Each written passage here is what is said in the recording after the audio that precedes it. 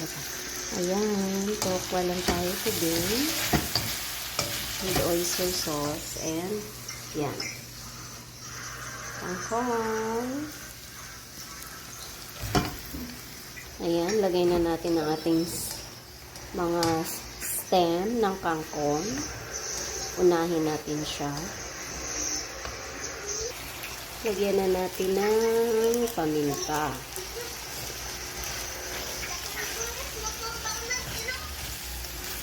Mga 1 minute.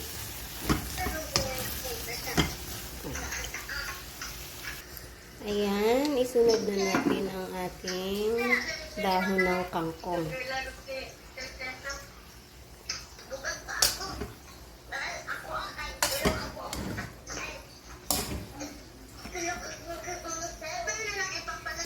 Ayan, luto na ang ating tofu with kangkong.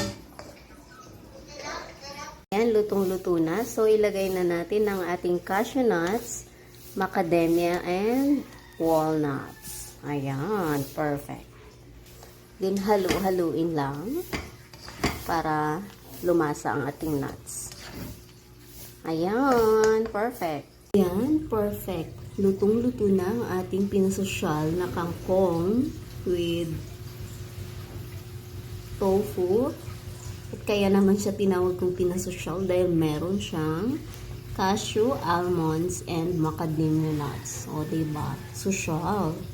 Tara, eats!